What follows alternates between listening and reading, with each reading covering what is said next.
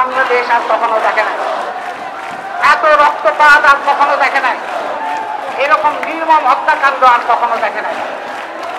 এই ভয়ঙ্কর পর্ব যখন চলছে, সরকার হয়তো ভেবেছিল এরকম নারকীয় আক্রমণ চালালে সব প্রতিবাদ বন্ধ হয়ে যাবে, হয় নাই। প্রতিবাদ প্রতিরোধে শিক্ষার্থীদের পাশে পাবলিক প্রাইভেট ইউনিভার্সিটি একাকার হয়েছে, শিক্ষক শিক্ষার্থী একাকার হয়েছে, পেশাজীবী শ্রমিক একাকার হয়েছে, নারী পুরুষ একাকার হয়েছে। সারা বাংলাদেশের সকল পর্যায়ের মানুষ এখন একটা মুক্ত বাংলাদেশের জন্য লড়াই করছে। এই মুক্ত বাংলাদেশের লড়াই আমাদের এগিয়ে নিতে ঐক্য বজায় রাখতে হবে, সংহতি বজায় রাখতে হবে।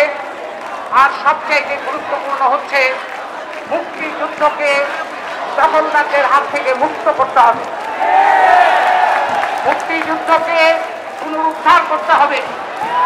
মুক্তিযুদ্ধের নাম নিয়ে জনগণের উপরে আক্রমণ আর চলবে না। বাংলাদেশে যারা খুনি, যারা লুটেরা, যারা ফ্যাসিবাদ, তারা মুক্তিযুদ্ধের চেতনা বিরোধী।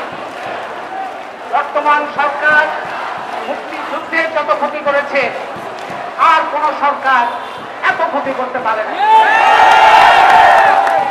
সেই মুক্তিযুদ্ধকে জনগণের হাতে ফেরত নিয়ে আসতে হবে।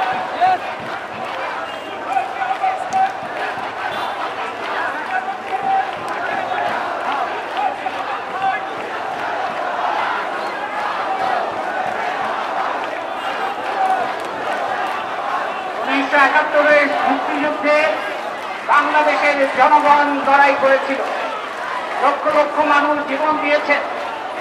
সেই মুক্তিযুদ্ধকে ঢাল হিসেবে ব্যবহার করে দেশের সম্পদ লুট হবে, দেশের মানুষের উপরে হত্যাকাণ্ড চলবে, জুলাই হত্যাকাণ্ডের মতো ভয়াবহ ঘটনা ঘটবে, সেটা আমরা কোনো মতেই গ্রহণ করতে পারি না। মুক্তিযুদ্ধকে জনগণের হাতে নিয়ে এসে সেই মুক্তিযুদ্ধের প্রকৃত চেতনায়, সেই চেতনার কথা বলে নিপীড়ন, দখল, লুণ্ঠন চালানো হচ্ছে, তাকে উচ্ছেদ করে মুক্তিযুদ্ধের প্রকৃত চেতনায় কিভাবে গণতান্ত্রিক রূপান্তর করা যায় বাংলাদেশে, সেই পথে আমাদের অগ্রসর হতে হবে।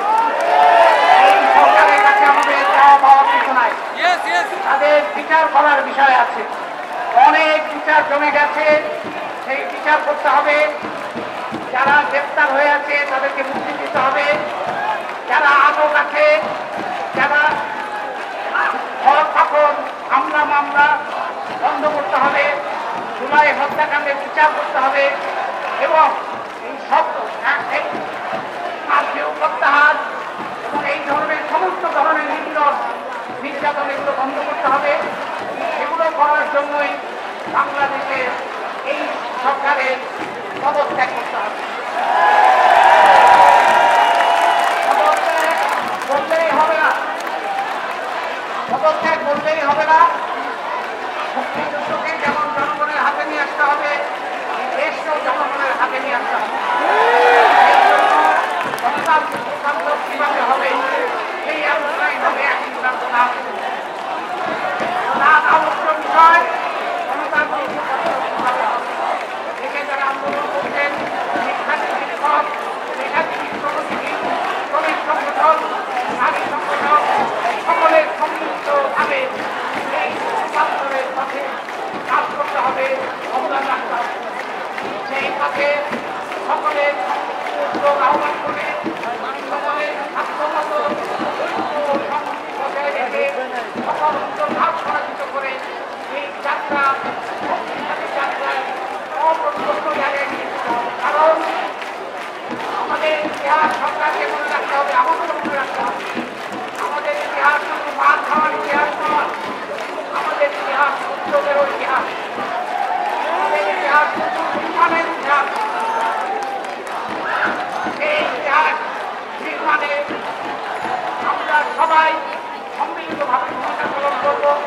এই প্রত্যাশা রেখে যারা প্রাণ দিয়েছেন, যারা জখম হয়ে জুলুমের মধ্যে পড়ে আজকে বিভিন্ন জায়গায় চিকিৎসা দিচ্ছেন, তাদের প্রতি আমাদের দায়, তাদের প্রতি আমাদের ভালোবাসা, তাদের প্রতি আমরা আমাদের ভূমিকা।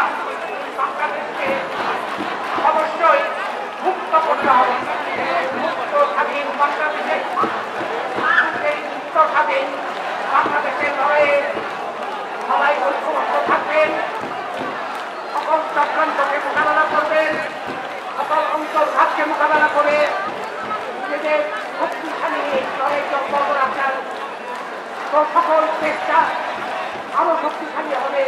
এই প্রত্যাশা রেখে আমি আমার বক্তব্য শেষ করছি এবং গ্রহযাত্রা শুরু করার জন্য আহ্বান জানাচ্ছি।